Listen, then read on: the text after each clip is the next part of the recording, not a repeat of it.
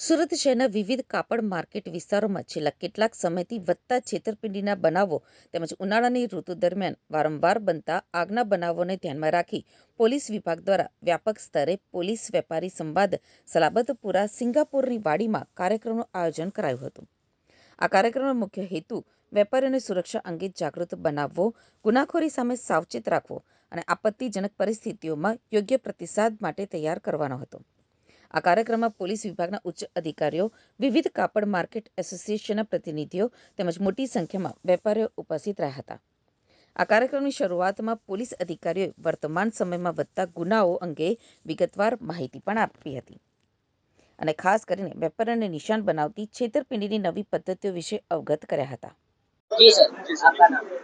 आज के पुलिस और व्यापारियों के इस संवाद में मैं कैलाश हाकिम प्रेसिडेंट कोस्टा पुलिस के द्वारा आयोजित इस कार्यक्रम में मैं खासतौर पर हमारे गुजरात के उप मुख्यमंत्री हर्ष संघवी जी, उन्होंने अपनी पुलिस को एक प्रेरणा दी कि आप व्यापारियों के बीच में जाके उनकी प्रॉब्लम सुने। मैं हमारे पुलिस कमिश्नर श्री अनुपम सिंह जी गहलोत, हमारे सेक्टर श्री बलराम जी मीणा और सभी डीसीपी और सभी पुलिस के पीआई श्री और अधिकारीगण, आप लोगों के द्वारा जो आज एक अनोखी और अद्भुत पहल की गई है, इससे व्यापारी और हमारे आप पुलिस और व्यापारी के बीच में एक गैप कम होगा। बहुत सारे मुद्दों पे खुल के आज चर्चा हुई। ये खुला मैसेज उन चीटरों को जाएगा कि अब सूरत में किसी भी व्यापारी का पैसा दबाना या खाना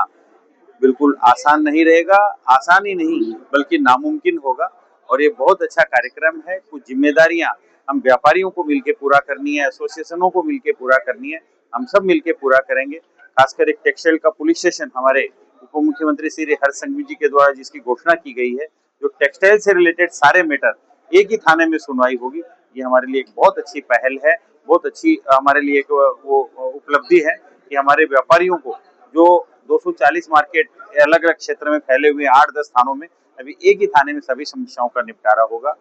प्रिवेंशन बेटर देन क्योर, ये स्लोगन हर जगह लागू होता है। अभी डीसीपी जॉइंट सीपी सर ने कहा, हम लोग पहले हमें बातों का ध्यान रखना पड़ेगा, अवेयर रहना पड़ेगा। ટેક્સટાઇલ ઇન્ડસ્ટ્રીના જેટલા પણ સ્ટેક હોલ્ડર્સ છે તમામને સાથે રાખીને એક સંવાદનું કાર્યક્રમ રાખવામાં આવેલું હતું, જેમાં ફાયર ડિપાર્ટમેન્ટના અધિકારીઓ,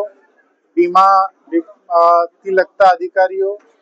પછી ટોરેન્ટ ડિપાર્ટમેન્ટથી લગતા અધિકારીઓ, અમારા તમામ સિનિયર અધિકારીઓ, અમારા પોલીસ સ્ટેશનમાં લગતા અધિકારીઓ, એમ તમામ લોકોને સાથે રાખી અને વ્યાપારી મિત્રો અને એસોસિએશનના જેટલા પણ અધિકારી છે એમને સાથે રાખીને ટેક્સટાઇલ બિઝનેસમાં જેટલી પણ મુશ્કેલીઓ આવે છે,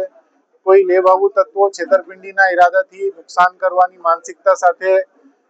ટેક્સટાઇલ માર્કેટમાં પ્રવેશ કરીને અહીંયાનો ઇકોસિસ્ટમ બગાડવાનો પ્રયાસ કરે, તેને કઈ રીતે એડ્રેસ કરવું અને આવનારા દિવસોમાં ભવિષ્યની કઈ રીતેની આયોજના ઘડવી એ બાબતમાં ખુલ્લા મંચે ખુલ્લા કંઠે ડિસ્કશન કરવામાં આવેલું અને ભવિષ્યમાં એમના લાભ તમામ વ્યાપારી મિત્રોને મળશે એવી અમારી અપેક્ષા છે અને એ પ્રકારની સૂચનાઓ અને આયોજના પણ અમે પોલીસ તરીકે કરી રહ્યા છીએ.